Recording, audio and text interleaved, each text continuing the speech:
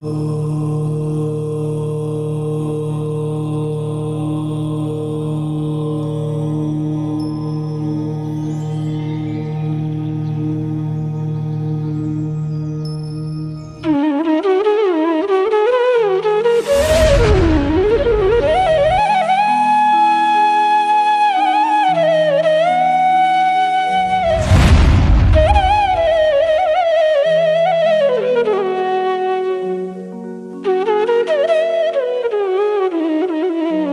अरिहंताणं नमो सिद्धाणं नमो आयरीयाणं नमो वज्झायाणं नमो लोये सौसाहूणं सिद्धं शुद्धं परमीय जिणिन्दवर्णेमि चन्दमकलङ्कं गुणरयणभूषणुदयं जीवस्य परुवणं वोच्छम्। 1008 श्री मूलनायक आदिनाथ भगवान की जय। 1008 श्री गोमटेश्वर बाहुबली भगवान की जय। द्वासांग जिनवाणी माता की जय। आचार्य श्रेष्ठ आचार्य गुरुवर श्री 108 नेमिचंद्र सिद्धांत चक्रवर्ती महाराज की जय। आचार्य श्रेष्ठ आचार्य गुरुवर श्री 108 विद्यासागर जी महामुनि राज की जय। तीर्थ चक्रवर्ती जगत पूज्य निर्यापक श्रमण मुनि पुंगव श्री 108 सुधा सागर जी महाराज की जय। समस्त मुनि संघ की जय। ने विगत 2 दिन पूर्व से श्री नेमिचंद्र आचार्य महाराज द्वारा विरचित श्री गोमटसार जीवकांड जी ग्रंथराज का स्वाध्याय प्रारंभ किया था। सबसे पहले दिन हमने इस ग्रंथ का परिचय समझा और ग्रंथकार जो हमारे नेमिचंद्र सिद्धांत चक्रवर्ती महाराज थे उनका परिचय समझा था। यह ग्रंथ कब लिखा गया, किसके निमित्त से लिखा गया और इसका यह नाम गोमटसार जीवकांड क्यों पड़ा, इन सबके बारे में अपन ने पहली वीडियो में समझा था। साथ ही प्रथम गाथा जो मंगलाचरण रूप इसमें कही गई थी उसका भी अर्थ अपन ने समझा था। कल की कक्षा में अपन ने 3 गाथाएं और आगे की देखी थी जिसमें इधर इन्होंने ये वर्णन किया था कि इस ग्रंथ में जीव तत्व का वर्णन किया जाएगा। जीव तत्व का भी वर्णन जो होगा वो भी 20 प्ररूपणाओं के माध्यम से किया जाएगा। तो वो 20 प्ररूपणाएं कौन हैं, उनके नाम अपन ने देखे थे। उन 20 नामों में इन्होंने बताए थे सबसे पहले गुणस्थान, फिर जीव समास, फिर पर्याप्ति, प्राण, संज्ञा, 14 मार्गणाएं और 1 उपयोग। इस प्रकार से ये 20 प्ररूपणाएं कही थी। इसमें अपन ने ये भी देखा था कि ये विस्तार की अपेक्षा से ये 20 प्ररूपणाएं हैं। यदि इनको हम संक्षेप करते हैं तो ये मुख्य रूप से 2 ही प्ररूपणाएं बसती हैं, एक गुणस्थान और एक मार्गणा। गुणस्थान अपने आप में 14 गुणस्थान हैं जो जीवों के गुणों की चर्चा करते हैं या गुणों के आधार पर जीवों की व्याख्या करते हैं। दूसरा जो पर्याप्ति, प्राण, संज्ञा इत्यादि ये जो और प्ररूपणाएं 5 लिखी थी, उन 5 प्ररूपणाओं का अंतर्भाव 14 मार्गणाओं के अंतर्गत कर दिया गया। अब इस प्रकार से कुल 2 महाधिकार अपने से बसते हैं, एक गुणस्थान अधिकार और एक मार्गणा अधिकार। यहां पर इधर इन्होंने ये भी बताया था कि गुणस्थान के पर्यायवाची शब्द कौन है। तो गुणस्थान को हम संक्षेप भी कहते हैं, गुणस्थान को ओघ भी कहा जाता है और गुणस्थान जो वर्णन करता है उसको हम सामान्य विवेचन कहते हैं। मार्गणाओं को विस्तार कथन करने वाला कहा था और मार्गणाओं का जहां पर भी वर्णन आएगा वहां पर आदेश शब्द का प्रयोग किया जाता है। आदेश कहें, विस्तार कहें, ये मार्गणा के ही पर्यायवाची शब्द हैं। संक्षेप कहें, ओघ कहें, ये गुणस्थान के पर्यायवाची शब्द कहे जाते हैं। दूसरा सामान्य और विशेष, ये 2 प्रकार से वर्णन होता है। तो जब सामान्य वर्णन होता है वो गुणस्थान की अपेक्षा होता है और जहां जहां मार्गणाओं की अपेक्षा वर्णन किया जाएगा वो विशेष वर्णन कहलाता है। फिर इसके बाद अपन ने इसमें देखा था कि आदेशे संलीना। आदेशे का मतलब है जो मार्गणाएं हैं, क्योंकि अभी अपन ने पूर्व गाथा में देखा था कि मार्गणा को ही आदेश कहते हैं।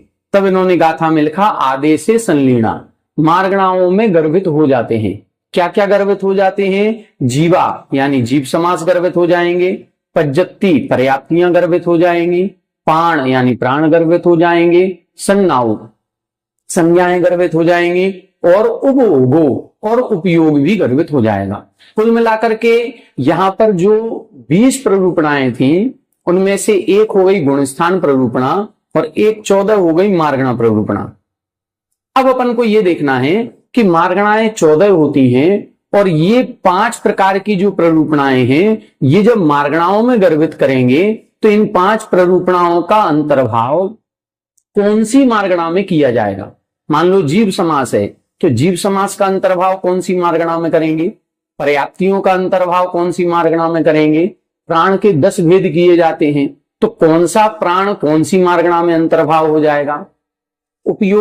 उपयोग के 2 भेद किए जाते हैं, ज्ञानोपयोग दर्शनोपयोग, तो इनका अंतर्भाव कहां किया जाएगा। संज्ञाएं 4 कही गई, इन चारों संज्ञाओं का अंतर्भाव कहां होगा। अब इसका वर्णन आगामी 3 गाथाओं में आ रहा है। इन्हीं 3 गाथाओं को आज की कक्षा में अपन सब मिलकर के समझेंगे। आइए देखें गाथा नंबर 5। इंद्रिय काये लीणा जीवापज्जति आणभास मणु जोगे का ओडाणे अखा गदिमग्गणे आओ। एक बार आप लोग पढ़ें। इंद्रिय काये लीणा जीवापज्जति आणभास मणु जोगे का ओडाणे अखा गदिमग्गणे आओ। देखें इंद्रिय काये लीणा, मार्गणाएं कितनी हैं, 14 मार्गणाएं होती हैं। इनके नाम आगे आएंगे, उसमें अपन देखेंगे गति, इंद्रिय, काय, योग, वेद, कसाय, ज्ञान, संयम, दर्शन, लेस्या, भव्यत्व, सम्यक्त्व, संगित्व और आहार, ऐसी 14 मार्गणाएं हैं। तो उसमें लिख रहे हैं इंद्रिय काये लीणा, कौन सी, इंद्रिय मार्गणा और काये यानी काय मार्गणा। इन 2 मार्गणाओं में लीणा यानी विलीन हो जाती है, अंतर्भाव हो जाता है। किस किस का अंतर्भाव हो जाएगा। जीवा का मतलब है जीव समास प्ररूपणा का। जीव समास प्ररूपणा का हम अलग से वर्णन करें या हम इंद्रिय और काय मार्गणा का वर्णन पढ़ लें तो इंद्रिय और काय मार्गणा में भी वही वर्णन आएगा, जीव के उसी स्वरूप का कथन किया जाएगा जो यहां पर हम जीव समास के अंतर्गत पढ़ेंगे। तो जीव समास को कहां गर्भित कर दिया, इंद्रिय मार्गणा और काय मार्गणा में। दूसरा पज्जति, पर्याप्तियां भी जो हैं उन पर्याप्तियों का भी अंतर्भाव इन्हीं दोनों मार्गणाओं में हो जाता है। तीसरा अब बचा प्राण, जीव समास, पर्याप्ति, प्राण, संज्ञा और उपयोग, ये 5 प्ररूपणाओं का अंतर्भाव होना है। तो 5 में से जीव समास का अंतर्भाव कर दिया इंद्रिय मार्गणा और काय मार्गणा में। पर्याप्ति प्ररूपणा का भी अंतर्भाव कहां कर दिया, इंद्रिय मार्गणा और काय मार्गणा में। अब किसका नंबर है, प्राण का। प्राण के कितने भेद होते हैं, 10 भेद होते हैं। उन 10 भेदों में 5 तो होते हैं इंद्रिय प्राण, 3 होते हैं बल प्राण। 3 बल प्राण कौन कौन से होंगे, मनवल, वचनवल और कायवल। एक होता है श्वासोश्वास प्राण और एक होता है आयु प्राण। तो यहां पर अब 10 प्राणों की चर्चा कर रहे हैं, कौन सा प्राण कौन सी मार्गणा में गर्भित होगा। तो देखें आण भास मणु, आण भास मणु, आण का मतलब आनपान, आनपान का मतलब श्वासोच्छ्वास, भास यानी भाषा अर्थात वचनवल और मणु का मतलब मनवल। तो ऐसे 3 प्राण हो गए, कौन कौन से, आण यानी श्वासोश्वास प्राण, वचनवल प्राण और मनोबल प्राण। ये 3 प्राण भी कहां गर्भित हो रहे हैं, इंद्रिय काये, इंद्रिय मार्गणा में और काय मार्गणा में। तो देखो इंद्रिय और काय मार्गणा में क्या क्या गर्भित कर दिया। इंद्रिय और काय मार्गणा ऐसी है, इंद्रिय मार्गणा में जीवों का जो कथन होता है वो 5 इंद्रियों की अपेक्षा किया जाता है। स्पर्शन इंद्रिय, 1 इंद्रिय जीव कितने हैं, 2 इंद्रिय जीव कौन कौन है, 3 इंद्रिय, 4 इंद्रिय, 5 इंद्रिय जीव कौन कौन है। काय मार्गणा में भी जब कथन करेंगे तो शरीर की अपेक्षा से कथन किया जाता है। स्थावर काय 5 प्रकार के और 1 त्रस काय। तो पृथ्वी, जल, अग्नि, वायु, वनस्पति, ये 5 स्थावर काय और फिर 1 त्रस काय। इन्हीं के भेद प्रभेदों का वर्णन होता है। फिर सूक्ष्म बादर का भेद होगा, पर्याप्त, निर्वित्त पर्याप्त, लब्ध पर्याप्त का भेद होगा। तो ये सारा जो वर्णन किया जाता है वो इंद्रिय मार्गणा और काय मार्गणा में आता है, और यही वर्णन जीव समास के अंतर्गत आएगा। जब हम 14 जीव समास पढ़ेंगे तो उसमें भी आएगा कि एक इंद्री के दो भेद करेंगे, सूक्ष्म एक इंद्री, बादर एक इंद्री, फिर दो इंद्री, तीन इंद्री, चार इंद्री, सैनी पंचेंद्री, असैनी पंचेंद्री, 7 भेद ये हो गए। ये 7 पर्याप्तक और 7 अपर्याप्तक, ये 14 जीव समास हो गए। इन्हीं के और भेद प्रभेद करते हैं तो 19, 57 और 98 जीव समास हो जाते हैं। तो ये सभी पूरा वर्णन अपन को इंद्रिय मार्गणा और काय मार्गणा में लगभग एक समान आएगा, इसीलिए इनका अंतर्भाव इंद्रिय और काय मार्गणा में कर दिया। पर्याप्तियों का भी वर्णन इसी में हो जाएगा, क्योंकि जहां जीव समास का वर्णन करेंगे वहां पर जीवों के पर्याप्तक, निर्वित्त पर्याप्तक और लब्ध पर्याप्तक, ये 3 भेद करेंगे। और जब पर्याप्तियों का वर्णन होगा तो वहां पर भी यही स्थिति बनेगी कि ये पर्याप्तियों में जिसके शरीर पर्याप्ति पूर्ण हो जाती है वो पर्याप्तक है, जिनकी नहीं होती वो अपर्याप्तक कहलाते हैं। अपर्याप्तक के 2 भेद, लब्ध पर्याप्त, निर्वित्त पर्याप्त, इस प्रकार से। तो 2 पूरी प्ररूपणाएं, जीव समास और पर्याप्ति, ये दोनों प्ररूपणाएं इंद्रिय मार्गणा और काय मार्गणा में गर्भित हो गई। प्राण के जो 10 भेद किए थे उन 10 में से 3 प्राण, श्वासोश्वास प्राण, भाषा वचनवल प्राण और मनवल प्राण, ये 3 प्राण भी इंद्रिय और काय मार्गणा में गर्भित हो जाते हैं। अब शेष कितने प्राण बचे? 7 प्राण बचे। उन 7 को कहां गर्भित करेंगे? तब लिख रहे हैं जोगे काऊ। काऊ यानी कायवल प्राण। जो कायवल प्राण है वो कहां गर्भित होगा? जोगे, योग मार्गणा में गर्भित होगा। जहां योग मार्गणा के भेद करेंगे तो वहां पर काय योग के अंतर्गत 7 प्रकार के काय योग कहे जाएंगे।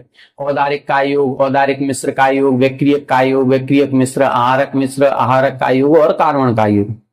तो ये कायवल प्राण को योग मार्गणा में गर्भित कर दिया। राणे अक्खा, जो अक्खा यानी इंद्रियां, जो इंद्रियां प्राण हैं, 5 इंद्रिय प्राण होते हैं, स्पर्शन इंद्रिय प्राण, रसना इंद्रिय प्राण, घ्राण इंद्रिय प्राण, चक्षु इंद्रिय, कर्ण इंद्रिय प्राण। तो 5 इंद्रिय प्राणों को कहां गर्भित कर दिया? राणे, ज्ञान मार्गणा में गर्भित किया है। ज्ञान मार्गणा में क्यों गर्भित किया? क्योंकि इंद्रिय प्राण ज्ञान के क्षयोपशम से ही होगा। ज्ञानावरण कर्म का क्षयोपशम होगा तभी हमको ज्ञान प्राप्त होगा। और ये 5 इंद्रिय प्राण 5 इंद्रियावरण कर्म के क्षयोपशम से ही बनते हैं। बाद में फिर जाति नाम कर्म का उदय होने से उस प्रकार से इंद्रियों की रचना होती है। मुख्य रूप से तो क्षयोपशम से ही भाव प्राणों का कथन किया जाता है, इसीलिए इंद्रियों को राणे ज्ञान मार्गणा के अंतर्गत गर्भित कर दिया। फिर लिख रहे हैं गदिमग्गणे आयु। जो आयु है, आयु को कहां गर्भित कर रहे हैं? आयु प्राण को, आयु प्राण को गति मार्गणा में गर्भित कर रहे हैं, क्योंकि गति के भी 4 भेद हैं, नरक गति, त्रियंच गति, मनुष्य गति, देव गति। और आयु के भी 4 भेद होते हैं, नरकायु, त्रियंचायु, मनुष्यायु, देवायु। तो जो आयु प्राण है वो गति का सहचारी है, इसीलिए गति मार्गणा में गर्भित हो जाए। इस प्रकार से ये 10 प्राणों का कथन इन्होंने कर दिया। अब ये चीज अपन को ध्यान रखनी है कि कौन सी प्ररूपणा को कौन सी मार्गणा में गर्भित किया। सबसे पहले इंद्रिय और काय मार्गणा को लेंगे। इन 2 मार्गणाओं में जीव समास प्ररूपणा, पर्याप्ति प्ररूपणा, ये 2 प्ररूपणाएं पूर्ण रूप से गर्भित हो गई। प्राण के भी कुछ भेद इसी इन 2 मार्गणाओं में गर्भित होते हैं। तो 3 भेद, श्वासोश्वास, भाषा और मन, ये जो 3 प्राण हैं, ये 3 प्राण इंद्रिय और काय मार्गणा में गर्भित होंगे। अब बचे 7 प्राण। तो 7 प्राण में से एक आयु प्राण है, वो गति मार्गणा में हो गया। जो 5 इंद्रिय प्राण है वो ज्ञान मार्गणा में हो गया। और जो कायवल प्राण है वो योग मार्गणा में गर्भित हो जाता है। इस प्रकार से इधर इन्होंने जो विस्तार से 20 प्ररूपणाएं थी, उन 20 प्ररूपणाओं को संक्षेप करके मुख्य रूप से 2 प्ररूपणाओं का कथन कर रहे हैं कि विस्तार में 20 प्ररूपणाएं हैं, भेद कथन करेंगे तो 20 प्ररूपणाएं हैं, और यदि हम अभेद कथन करेंगे तो मुख्य रूप से 2 प्ररूपणाएं ही होती हैं। तो इन्होंने कौन कौन सी प्ररूपणाएं गर्भित कर दी? जीव समास प्ररूपणा पूरी हो गई, पर्याप्ति पूरी हो गई, और प्राण भी 10 प्राणों का वर्णन कर दिया। अब कौन सी प्ररूपणाएं बची? अब बची संज्ञा प्ररूपणा और उपयोग प्ररूपणा। तो संज्ञा प्ररूपणा कहां गर्भित होगी, कौन सी मार्गणा में? इसको अपन अगली गाथा में देखते हैं। गाथा नंबर 6। मायालोहे रदि पुग्वाहारम कोह माणगम हि भयम माया लोहे रदि पुव्वाहारं कोहमाणगम निभयम। वेदे में हुण सन्ना, वेदे में हुण सन्ना, लोहम ही परिगहे सन्ना, लोहम ही परिगहे सन्ना। फिर से देखें, माया लोहे रदि पुव्वाहारं कोहमाणगम निभयम। वेदे में हुण सन्ना, वेदे में हुण सन्ना, लोहम ही परिगहे सन्ना। देखें, यहां बता रहे हैं संज्ञा 4 प्रकार की होती है। एक होती है आहार संज्ञा, एक होती है भय संज्ञा, एक मैथुन संज्ञा और एक परिग्रह संज्ञा। इन चारों संज्ञाओं से सहित ही प्राणी पाया जाएगा, चाहे भले वो निगोदीय जीव हो, चाहे वो मनुष्य हो, चाहे त्रियंश हो, चाहे देव हो। 4 में से एक भी संज्ञा से रहित कोई भी जीव नहीं होता जब तक ये संज्ञाएं पाई जाती हैं। कुछ गुणस्थान की व्यवस्था बनाई गई है, जब अपन इनको विस्तार में पढ़ेंगे तो ये संज्ञाओं के गुणस्थान कथन किए गए कि कौन सी संज्ञा कौन से गुणस्थान तक होती है। तो फिर उस गुणस्थान के ऊपर जीव तो होगा लेकिन संज्ञा नहीं होगी। जैसे आहार संज्ञा 6वें गुणस्थान तक कही जाती है। 6वें गुणस्थान के ऊपर जो जीव रहेंगे, 7वें, 8वें, 9वें, 10वें आदि गुणस्थानों में जो मुनिराज हैं, उनके आहार संज्ञा नहीं होती। भय संज्ञा कहां तक है? भय संज्ञा भय का उदय जहां तक है वहां तक भय संज्ञा कहलाएगी। मैथुन संज्ञा कहां तक होगी? जहां तक वेद कसाय का उदय होता है वहां तक मैथुन संज्ञा होती है। परिग्रह संज्ञा कहां तक है? जहां तक कसाय का उदय है। तो सूक्ष्म लोभ का उदय 10वें गुण स्थान तक होता है, उसके ऊपर फिर कसाय का उदय नहीं है, इसीलिए परिग्रह संज्ञा 10वें गुण स्थान तक कही जाती है। इसके ऊपर फिर वो संज्ञा नहीं बनेगी। तो यहां पर ये कहना चाह रहे हैं कि संज्ञा से रहित कोई भी जीव नहीं होगा। कब तक नहीं होगा? जब तक उस संज्ञा का उदय है। उस कर्म के कारण से, जिस कर्म के कारण से वो संज्ञा होती है, यदि उस कर्म का उदय है तो वो संज्ञा पाई जाएगी। कर्म का उदय ही खत्म हो गया तो फिर वो संज्ञा नहीं होगी। इस प्रकार से अपन को समझना है। अब इधर बता रहे हैं कि इन चारों संज्ञाओं को हम किस में गर्भित करेंगे? तो ये चारों भी संज्ञाएं मुख्य रूप से कसाय मार्गणा में गर्भित होती हैं। अब कसाय मार्गणा में अपन जब गर्भित करेंगे तो कसाय मार्गणा के मुख्य रूप से तो 4 भेद किए जाते हैं, क्रोध, मान, माया और लोभ। विस्तार करते हैं तो 25 भेद हो जाते हैं। अनंतानुबंधी क्रोध, मान, माया, लोभ, अप्रत्याख्यानावरण क्रोध, मान, माया, लोभ, प्रत्याख्यानावरण क्रोध, मान, माया, लोभ, संजुलन क्रोध, मान, माया, लोभ। तो फिर 9 कसाय होती हैं, जिसमें हास्य, रति, अरति, शोक, भय, जुगुप्सा, स्त्रीवेद, पुरुषवेद, नपुंसकवेद। अब कौन सी कसाय के उदय में कौन सी संज्ञा होती है, इसको अपन को देखना है। मुख्य रूप से अपन यदि कथन करेंगे तो यही कहेंगे कि जितनी भी संज्ञाएं हैं, ये संज्ञाएं कौन सी मार्गणा में गर्भित हो रही हैं? तो कसाय मार्गणा में गर्भित हो रही हैं। लेकिन अब अलग अलग अपन विस्तार से कथन करेंगे तब बता रहे हैं माया लोहे रदि पुव्व आहारम। चूंकि आहार जब ग्रहण किया जाता है तो रति पूर्वक ही किया जाएगा। जब शरीर से राग भाव या शरीर से आसक्ति का भाव उत्पन्न होगा तभी आहार लेने की इच्छा मन में आती है। बिना शरीर से राग किए आहार लेने की इच्छा ही नहीं होगी, क्योंकि आहार आत्मा नहीं करती है, शरीर करता है। लेकिन शरीर जब आहार करता है तो जो ऊर्जा या शक्ति मिलती है वो आत्मा को मिलती है। तो यहां पर इसीलिए लिखा है कि रति पूर्वक आहार होता है। चूंकि अब जब हम कसायों में भेद करेंगे तो कसाएं जो 4 प्रकार की कही गई, क्रोध, मान, माया, लोभ, इन 4 कसायों में माया और लोभ ये 2 कसाएं राग रूप होती हैं और क्रोध और मान ये 2 कसाएं द्वेष रूप होती हैं। अब चूंकि जो आहार हो रहा है वो राग पूर्वक हो रहा है, जब राग पूर्वक हो रहा है तो इस आहार संज्ञा का जो अंतर्भाव होगा वो कौन सी कसायों में होगा? जो राग को बढ़ाने वाली होती हैं। ये राग की प्रधानता से जो कसाय होती हैं उनमें इनका अंतर्भाव होगा। राग की प्रधानता से कौन सी कसाय हो रही है? माया और लोभ। इसीलिए लिखा माया लोहे आहारम। माया और लोभ कसाय में आहार संज्ञा अंतर्भाव हो जाएगी। क्यों हो जाएगी? क्योंकि रदि पुब्बम, क्योंकि वो जो आहार होता है वो रति पूर्वक होता है, इसीलिए। अब देखें भय, ये भय कसाय जो होती है ये द्वेष रूप होती है। जब हम 25 कसायों को राग रूप और द्वेष रूप में बांटेंगे तो कुछ कसाएं राग रूप में आ जाती हैं, कुछ कसाएं द्वेष रूप में आती हैं। तो भय किस में जाती है? ये द्वेष रूप में जाती है। इसीलिए लिखा कोह मान गंभीर, मतलब कोह यानी क्रोध और मान का मतलब है मान कसाय। तो भय संज्ञा जो है ये क्रोध और मान में जाएगी। यहां मुख्य रूप से इन्होंने 4 भेद किए हैं कसाय मार्गणा के, क्रोध, मान, माया और लोभ। तो जब हम 4 भेद करेंगे तो क्रोध और मान इन 2 कसायों में कौन जा रहा है? ये द्वेष रूप है, इसीलिए भय संज्ञा इधर जाएगी।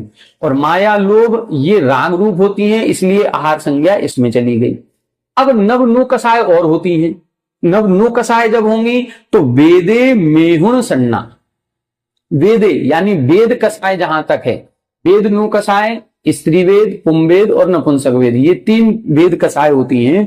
तो इन वेद कसाय में मेहुण संज्ञा, जो मैथुन संज्ञा है वो इन 3 में जाएगी, क्योंकि मैथुन करने की जो इच्छा उत्पन्न होती है वो इन्हीं नो कसाय की उदीरना में होती है। जब तक इन 3 नो कसायों की, स्त्री वेद, पुरुष वेद और नपुंसक वेद, इन 3 कसायों की उदीरना होती है, तभी जाकर के अन्य किसी स्त्री, पुरुष या नपुंसक के साथ रति क्रिया करने की इच्छा उत्पन्न होती है। उसी रति क्रिया को हम मैथुन क्रिया कहते हैं। तो ये जो मैथुन क्रिया या रति क्रिया उत्पन्न होती है, ये जो इच्छा उत्पन्न हो रही है, ये मैथुन संज्ञा है और ये वेद कसाय की उदीरना में होती है, इसीलिए वेद कसाय के अंतर्गत इनको अंतर्भाव कर दिया गया। फिर देखें परिग्रह, जो परिग्रह संज्ञा है वो किसमें आएगी? लोहम्मी, लोभ कसाय में। परिग्रह संज्ञा क्रोध, मान, माया इन 3 कसायों के कारण से नहीं है, लोभ कसाय के कारण से होती है। और जब लोभ आता है तो जीव क्रोध भी करता है, मान भी करेगा और मायाचारी भी करेगा। क्रोध, मान, माया के कारण से परिग्रह नहीं जोड़ता है, परिग्रह जुड़ा हुआ है, परिग्रह से लोभ है। अब उसके संरक्षण में, उसके संवर्धन में यह जीव फिर क्रोध भी करता है, मान भी करता है, मायाचारी भी करता है कि हमारा परिग्रह छूटे नहीं। इसीलिए फिर बाकी 3 कसाय होंगी, लेकिन मुख्य रूप से जो परिग्रह है वो लोभ कसाय के कारण से होता है। तो यहां पर इन्होंने चारों संज्ञाओं को कसाय मार्गणा में गर्भित कर दिया। कसाय मार्गणा के हमने बताए मुख्य रूप से 4 भेद किए जाएंगे, क्रोध, मान, माया, लोभ। थोड़ा विस्तार करते हैं तो क्रोध, मान, माया, लोभ 4 ये मुख्य कसाय हैं और नव नु कसाय हैं, तो 13 कसाय हो गई। और विस्तार करेंगे तो फिर जो 4 कसाय थी उनके अनंतानुबंधी, अप्रत्याख्यान, प्रत्याख्यान और संजुलन के भेद से 16 भेद होते हैं और नव नु कसाय तो ऐसे 25 भेद हो जाते हैं। इन 25 भेदों में आहार संज्ञा का अंतर्भाव कहां हो रहा है? माया, लोहे, माया और लोभ कसाय में आहार संज्ञा का ग्रहण हो गया। क्रोध, मान, क्रोध और मान कसाय में भय संज्ञा अंतर्भाव हो गया। वेदे मैहुण संज्ञा, वेद कसाय जो हो रही है उसमें मैथुन संज्ञा का अंतर्भाव हो गया। और लोहम्मी अर्थात जो लोभ कसाय है उसमें परिग्रह संज्ञा का अंतर्भाव हो जाता है। तो ये अपन को याद रखना है कि कौन सी संज्ञा को कौन सी कसाय में अंतर्भाव किया है। अब आगे देखें, अब कौन सी और प्ररूपणा बची? अपन ने देख लिया इंद्रिय और काय मार्गणा में, इन 2 मार्गणा में जीव समास, पर्याप्ति और 3 प्राण, श्वासोश्वास, भाषा और मन, इन 3 को गर्भित किया था। फिर अपन ने ये देखा था आयु प्राण को गति मार्गणा में गर्भित किया, इंद्रिय प्राण को ज्ञान मार्गणा में गर्भित किया और साथ में जो कायबल प्राण था उसको योग मार्गणा में गर्भित किया था। तो 3 प्ररूपणाएं तो इंद्रिय और काय मार्गणा में गर्भित हो गई। फिर इसके बाद अपन ने देखा था जो संज्ञा प्ररूपणा है उस संज्ञा प्ररूपणा के 4 भेदों को कसाय मार्गणा में गर्भित कर दिया। अब कौन सी बची? अब बची अपनी उपयोग प्ररूपणा, वे इसमें बता रहे हैं। देखें, सागारो उभजोगो, सागारो उभजोगो णाणे मग्गम्मि दंसणे मग्गे, णाणे मग्गम्मि दंसणे मग्गे अणगारो उभजोगो, अणगारो उभजोगो लीणोत्ति जिणे हिणे दिठम, लीणोत्ति जिणे हिणे दिठम सागारो उभजोगो णाणे मग्गम्मि दंसणे मग्गे अणगारो उभजोगो लीणोत्ति जिणे हिणे दिठम। देखें, साकारो उपयोगो नाणे मगम्मी। देखो अब उपयोग के दो भेद कर रहे हैं। उपयोग के अपन ने दो भेद पढ़े थे, सा द्विविधोष्ट चतुर्भेदा। वह उपयोग दो प्रकार का है। फिर उसके 8 भेद किए और 4 भेद किए। द्रव्य संग्रह में अपन ने गाथा पढ़ी उव ओगो दुबी अप्पू। उपयोग दो प्रकार का है। तो दो प्रकार का उपयोग कौन कौन सा है? एक साकार उपयोग और एक निराकार उपयोग। साकार उपयोग कहलाता है जो ज्ञान है उसको हम साकार उपयोग वाला कहते हैं, और जो दर्शन होता है वो निराकार उपयोग वाला कहलाता है। दर्शन पूर्वक ही ज्ञान होता है। हम जितने भी छद्मस्थ हैं इनके सभी जीवों के दर्शन पूर्वक ज्ञान होता है। जो केवल ज्ञानी हो जाते हैं, जो छद्मस्थ नहीं है, जिनके ज्ञानावरण और दर्शनावरण नष्ट हो गया, ऐसे जीवों के ज्ञान और दर्शन दोनों उपयोग एक साथ होते हैं। तो यहां पर चूंकि बात कर रहे हैं साकार उपयोग और अनाकार उपयोग की, तो साकार उपयोग ज्ञान स्वरूपी होता है, इसीलिए लिखा नाणे मगम्मी। साकार उपयोग है इसलिए ज्ञान मार्गणा में गर्भित हो जाएगा। जब हम ज्ञान मार्गणा के भेद करेंगे तो ज्ञान मार्गणा के भेद में 8 प्रकार के जीवों का कथन किया जाएगा। मति, श्रुत, अवधि, मनः प्रय केवल ज्ञानी जीव, और दूसरा कुमति, कुश्रुत और कुअवधि ज्ञानी जीव। तो 8 प्रकार का उपयोग, वही उपयोग यहां पर भी 8 प्रकार का किया जाएगा। तो चाहे ज्ञान मार्गणा के स्वरूप को पढ़ें और चाहे हम उपयोग मार्गणा में साकार उपयोग के स्वरूप को पढ़ें, लगभग वर्णन वही किया जाएगा जो ज्ञान मार्गणा में है। इसीलिए इधर पर इन्होंने ज्ञान मार्गणा में सागारो उपयोगो साकार उपयोग को गर्भित कर दिया। दंसणे मग्गे, अब एक मार्गणा दर्शन मार्गणा है। उस दर्शन मार्गणा के 4 भेद किए जाते हैं, चक्षु दर्शन, अचक्षु दर्शन, अवधि दर्शन और केवल दर्शन। तो ये चारों प्रकार का दर्शन के जो जीव हैं, कोई जीव चक्षु दर्शन वाले होंगे, कोई जीव अचक्षु दर्शन वाले हैं, कोई जीव अवधि दर्शन वाले हैं, कोई जीव केवल दर्शन वाले हैं। तो इसीलिए दर्शन मार्गणा के अंतर्गत अणगारो उपयोगो लीणु, ये अनाकार उपयोग उसमें लीन हो जाता है या विलीन हो जाता है। तो इस प्रकार से ये किसने कहा है? जिणे ही निर्दिष्टम, ऐसा जिनेन्द्र भगवान ने उपदेश किया है या कहा है। तो ये कौन सी मार्गणा में कौन सी प्ररूपणा गर्भित हुई है, इसका पूरा वर्णन यहां तक पूरा हो गया। अब इसका आपको एक अपनी डायरी जो भी बनाएंगे उस पर एक चार्ट बनाएं और उस चार्ट पर ये अपन पूरा लिखें कि एक तरफ लिखें प्ररूपणा, एक तरफ लिखें मार्गणा। कौन सी प्ररूपणा कौन सी मार्गणा में गर्भित हो रही है ये आपको लिखना है। अब यदि आपसे पूछा जाए ज्ञान मार्गणा में कौन कौन सी प्ररूपणाएं गर्भित होती हैं, तो ज्ञान मार्गणा में 2 प्ररूपणाएं गर्भित हो रही हैं। एक तो अपन ने इंद्रिय प्राण देखा था। इंद्रिय प्राण कहां गर्भित हो रहा था? ज्ञान मार्गणा में। और दूसरा ये जो साकार उपयोग है ये भी ज्ञान मार्गणा में गर्भित हो रहा है। तो ज्ञान मार्गणा में 2 प्ररूपणाएं गर्भित हो रही हैं। प्राण प्ररूपणा के अंतर्गत इंद्रिय प्राण और उपयोग प्ररूपणा के अंतर्गत साकार उपयोग। दर्शन मार्गणा में क्या गर्भित हो रहा है? निराकार उपयोग। उपयोग प्ररूपणा का निराकार उपयोग वाले जीव दर्शन मार्गणा में गर्भित हो जाएंगे। गति मार्गणा में कौन गर्भित हो रहा है? आयु प्राण गर्भित हो रहा है। इंद्रिय और काय मार्गणा में क्या गर्भित हो रहा है? तो इंद्रिय और काय मार्गणा में अपना जीव समास, पर्याप्ति और श्वासोश्वास, भाषा और मन, ये 3 प्राण इंद्रिय और काय मार्गणा में गर्भित हो रहे हैं। कायबल प्राण योग मार्गणा में गर्भित हो रहा है और फिर आयु प्राण गति मार्गणा में गर्भित हो रहा है। जितनी 4 संज्ञाएं हैं ये चारों संज्ञाएं कसाय मार्गणा में गर्भित हो रही हैं। तो कसाय मार्गणा में भी अपन देखेंगे तो आहार संज्ञा और परिग्रह संज्ञा ये लोभ कसाय में गर्भित हो रही हैं। देखो आहार संज्ञा को भी लोहे लिखा है लोभ कसाय और परिग्रह संज्ञा भी लोभ कसाय में है। चूंकि परिग्रह तो केवल लोभ में ही है, आहार लोभ के साथ साथ माया में भी पाया जाएगा। और भय कसाय को क्रोध और मान में गर्भित कर दिया।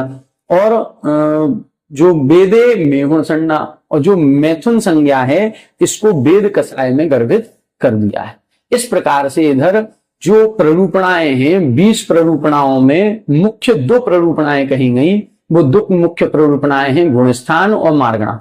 गुणस्थान में किसी को गर्भित नहीं किया। गुणस्थान अपने आप में चूंकि वो आत्मा के गुणों की चर्चा करते हैं इसीलिए गुणस्थान है। और मार्गणा बहिरंग शरीर की एक प्रकार से बात करते हैं।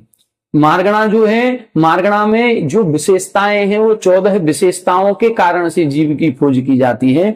इसीलिए मार्गणाओं में सभी प्रकार की प्ररूपणाएं बाकी और गर्भित हो जाती हैं। ये अपन ने देख लिया। अब यहाँ पर ये बता रहे हैं एक एक प्ररूपणा का विस्तार पूर्वक कथन यहां से प्रारंभ होता है। सबसे पहले कौन सी प्ररूपणा थी? गुण स्थान प्ररूपणा। तो सबसे पहले अब यहां से गुण स्थान का वर्णन प्रारंभ होगा। लगभग 70 गाथाओं में गुण स्थान प्ररूपणा कही गई है। फिर उसके बाद जीव समास प्ररूपणा का वर्णन होगा, फिर पर्याप्ति, फिर प्राण, फिर संज्ञा, फिर मार्गणाएं और फिर उपयोग। तो यहां से अभी तो ये सामान्य कथन इनका इधर चल रहा था कि सामान्य कथन में 20 प्ररूपणाओं का वर्णन होगा। 20 प्ररूपणाओं में 2 प्ररूपणाएं मुख्य हैं, बाकी का अंतर्भाव मार्गणा प्ररूपणा में कर दिया जाता है।